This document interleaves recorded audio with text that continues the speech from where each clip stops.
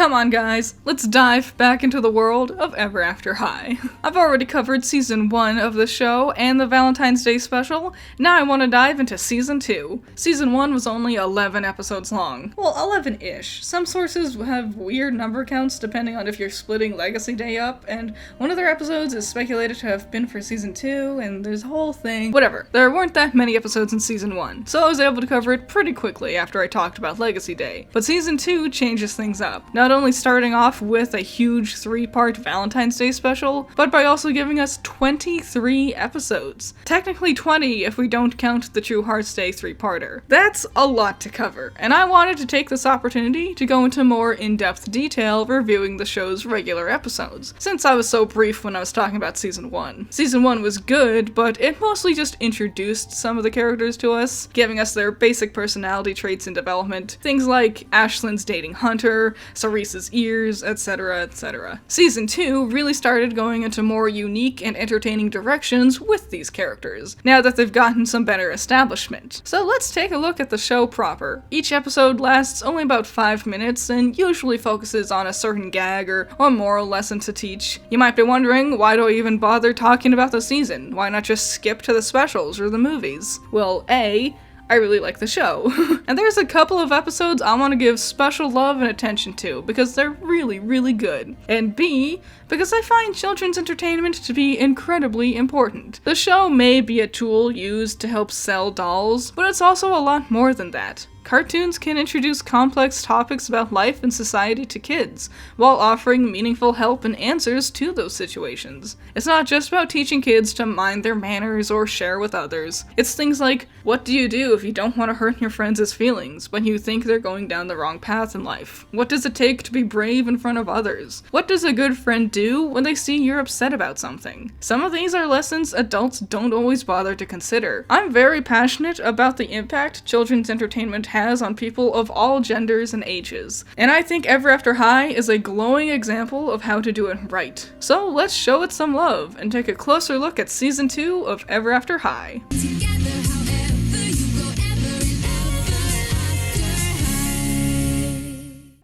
So, technically, I lied to you guys.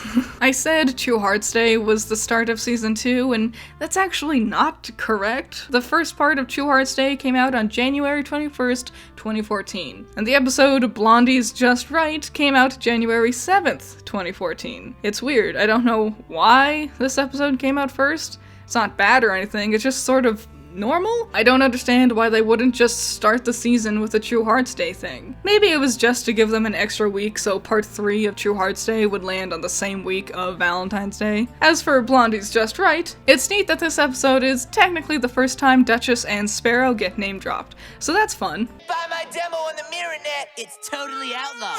Class Confusion is a fun little story about Apple taking a class meant for villainous characters, to get back at Raven for taking Princessology, which happens to be Apple's favorite class. I mean, how would you feel if I signed up for your favorite class? Home Evilnomics! Fun fact, my sisters got me the Ever After High books for Christmas this year, and Home Evilnomics isn't Raven's favorite class. It's music. Though I'm pretty sure Apple picked Home Evilnomics because she just assumed that was the most evil class you could take. I like how Apple makes a mask for her bunny to make it look evil, but it just made the mask out of a picture of her teacher, Madame Yaga. Like, it's her face, Apple. She's going to know it's not real. Like, no wonder she got mad. Is there anything more perfectly charming than my birthday? My birthday? Apple's Birthday Bake-Off is a cute little story about Apple's birthday, and Raven celebrating by baking her a birthday cake. Disappointing Apple when it turns out to not be poisoned. Can you believe it? Raven isn't going to try to poison me. It's these sort of gags that makes Ever After High fun to me. In The Beautiful Truth, Cedar joins a beauty pageant to celebrate being an awesome, empowered girl. Cool. But when she gets there, it's not exactly what she thought it would be. It's your typical pageantry affair. Look pretty and only think about being pretty. Cedar gets upset that the pageant is undermining how being smart also makes you an empowered girl. Inspired by her words, Apple and Briar help to change the way the pageant works, proving that it's it's much more than just your appearance that can make you beautiful. It honestly is a sweet message from the show. However, I think Cedar's meaning gets a little lost in the details, specifically the animation. I just can't get over the scene where Cedar complains about wearing uncomfortable shoes, but she's just wearing the same shoes she always does. It doesn't ruin this episode by any means though. Mirror Net Down introduces underrated best boy, Humphrey. Sure. Leave it to Humphrey Dumpty to put it all back together again. Rebels Got Talent doesn't have much going on, though I did find it funny how out of beat Maddie is when she's dancing to Raven's song. I like how this could just be an animation goof, or just because she's from Wonderland and has weird rhythm. That was Cedar Wood and her little friend Splinter! Jeez, Lizzie did not like that puppet. Wow. Aren't you just the cutest little...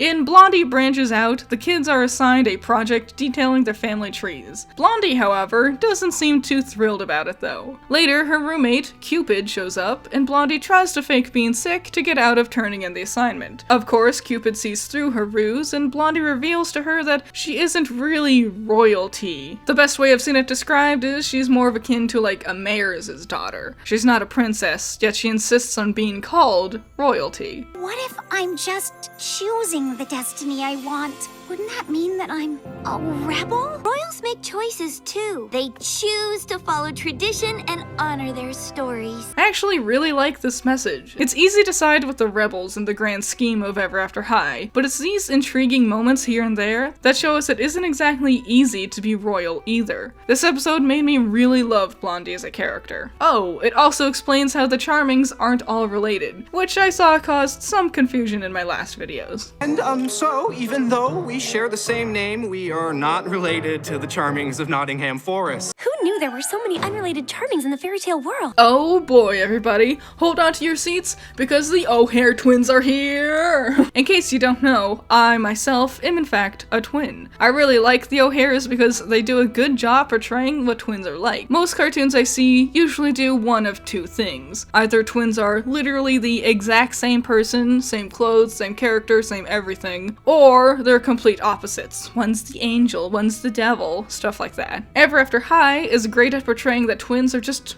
regular people. There doesn't have to be a cute little trick to their designs, and they don't have to be exact replicas of each other. Poppy is very distinct from Holly, and it's not just because of the clothes they wear. I also like Poppy and Holly because they remind me of me and my twin sister, because I have really short hair and my sister has really long hair. Lizzie Hearts' Fairy Tale First Date is not only a mouthful, but it's also a pretty great episode. It starts with some of the boys hanging out and Sparrow dares Daring to get a date with the next girl to walk through the door. Loser has to clean the others' gym clothes. They agree, and Lizzie Hearts happens to be that girl. Lizzie is notoriously cold and aggressive.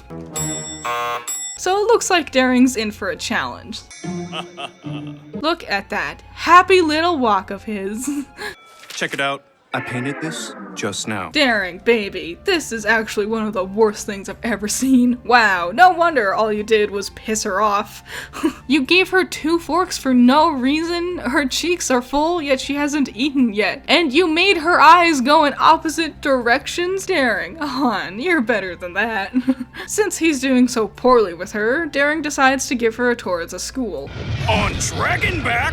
What? Being actually a cool guy, Lizzie starts to warm up to him, yet she admits something. I've never been on a date before. Lizzie admits that she likes Daring, but she wants to keep it a secret since her status as Queen of Hearts means she has to maintain her aggressive persona. Next time we see Daring, he's washing Sparrow's clothes, proving that even though he got the date with Lizzie, he stayed true to his word. I really like this episode. There's a lot to unpack here. First, with Lizzie. A lot of girls can be really cold and mean towards people, especially if they feel like they've been outcast for not having a very active romantic life. Dating is a big deal, especially in high school. When you've never gone out with someone, it can really make you feel like you're doing something wrong, or like you don't know what's the right or wrong things to do. Lizzie expresses her feelings honestly to Daring, that she doesn't doesn't know what it's like to actually date someone, and that's okay. Be honest with them and tell them that it's your first real date. They won't judge you for it. After all, everyone needs to have their first time for everything. But more importantly is Daring's lesson from the events of this episode. He starts trying to court Lizzie not for any true romantic feelings, it's just because he wants to win a bet. But after he gets to really honestly open up to her, he keeps their secret. Once he stopped trying to win her over just for his own personal gain, and it became more about really trying to reach out to her, she started to actually like him. More importantly, he became willing to lose that bet to keep that closeness with Lizzie. It proves that true romance with someone doesn't have to come with glitz and glamour, and trying to chase someone down without having their true interests at heart is a mean-spirited endeavor that no one will be happy with. The next Lizzie Hearts episode is just as good. Lizzie is actually one of the best characters. I love her. Lizzie shuffles the deck, starts with an innocent game of croquet. Unfortunately, the Royals team seems to not be doing so hot.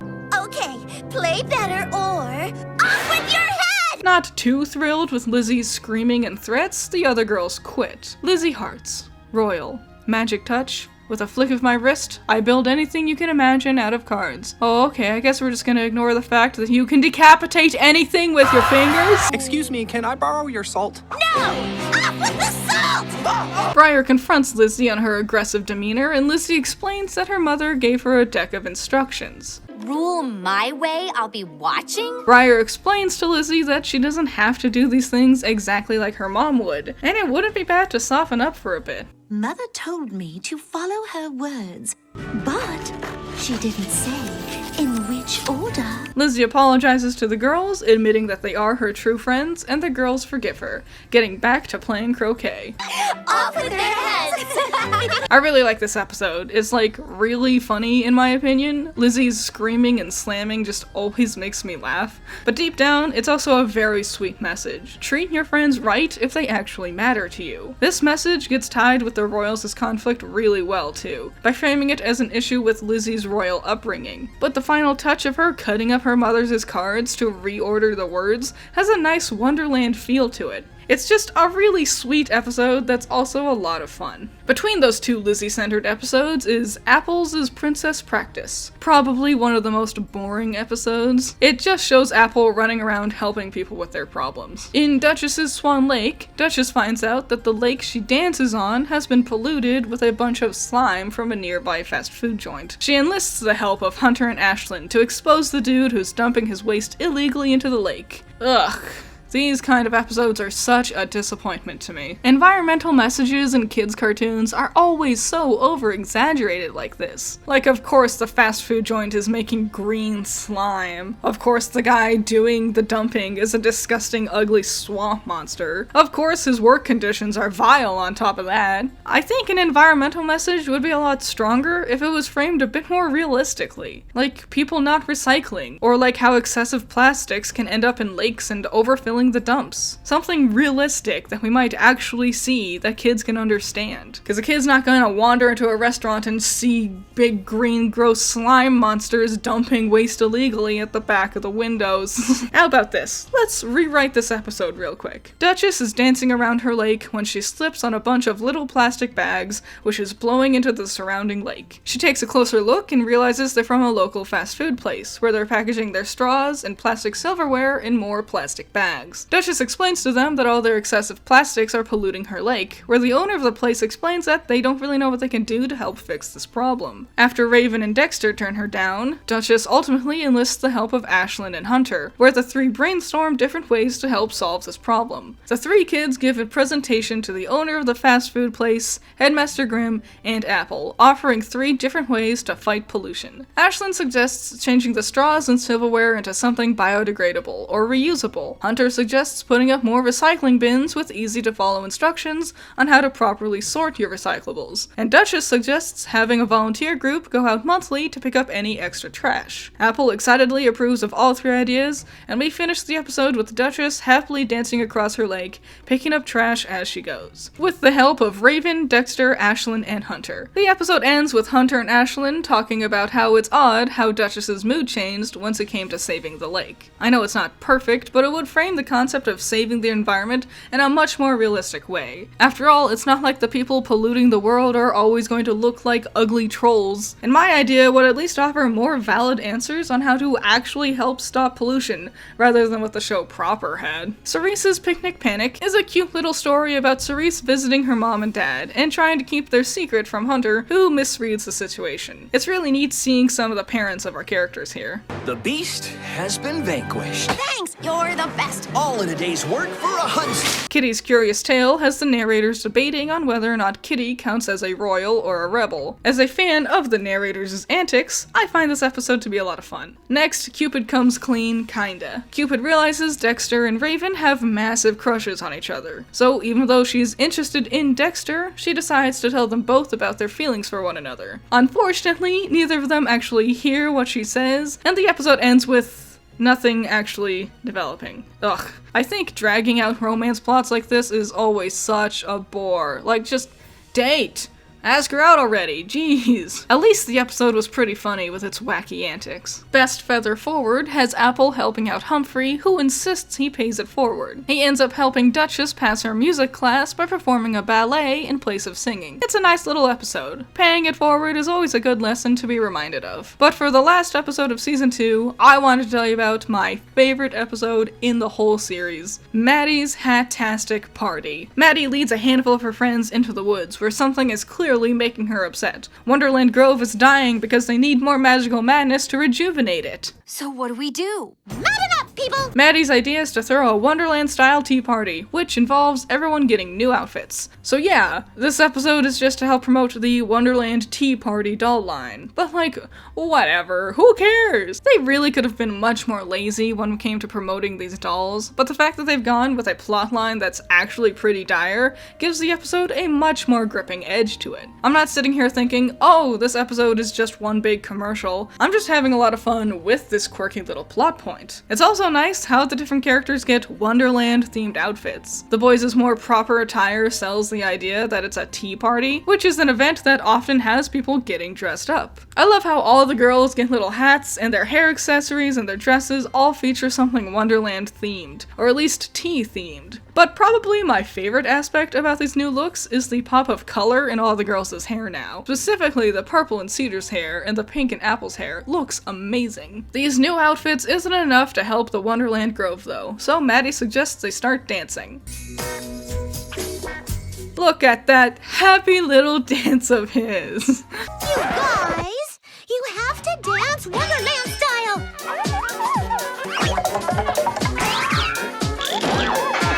This is hands down my favorite joke in the entire show. These sound effects just really make this spectacular.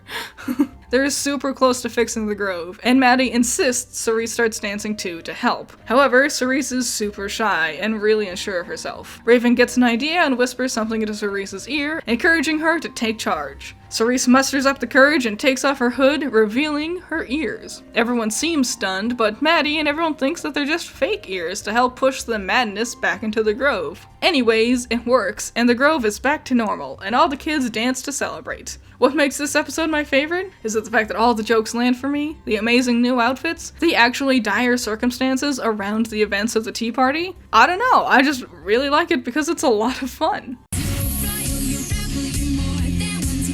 Season 2 delivers us with a bunch of fun episodes. Not all of them are great, some of them are actually kind of boring, but none of them have a bad or confused moral lesson to them. And that's important. The characters go on a bunch of different adventures throughout the season, and we get to spend time with everyone in some degree, royals and rebels alike. A handful of new characters get introduced, and even more of them get better development and screen time compared to Season 1. Season 1 may have set up these characters to be interesting and unique, but Season 2 really goes all out with having them interact and go on unique, different stories. But of course, if you know Season 2, you know I'm missing an important piece of this tale. At the end of Season 2, we got a massive special, not split up into 3 different parts or anything. A massive 45-minute long, real honest-to-God special. Throne coming. But that's going to be a lot to talk about. And I've already spent too much time talking about the season that leads up to Throne Coming. So now that we're all caught up, that means I can tackle this epic special next time. So I guess I'll have to see you then, as we can watch the story continue to unfold. Thank you all so much for watching this video. I hope you enjoyed it. Shout out to my $10 patrons, you're all amazing. Nako, James Dodds, Cool Duck, Andrew, Ramiel, Valhalla Knight, Chamomile, G Extreme, Classy Critic, Surge, Boulder Off Bros, Noah Perkins, Sunny Shy, Great Bar, Caleb Grimm, Pentamenta, Genital War Thunder, Carmen, Order, Vortex, Jake, Sarah's Van, Amber, and Melef. So yeah, I hope you liked this video. Do you like Ever After High Season 2? I think it's one of the best. Do you like Maddie's Hat-tastic Tea Party? I think it's pretty good. What's your favorite episode from the second season, if you've seen any of them yet? So yeah, any and all thoughts and opinions on my video and Ever After High Season 2, leave them in the comments below, and next time, we'll get to Throne Coming, which is gonna be super fun. So I hope I'll see you there. Bye bye.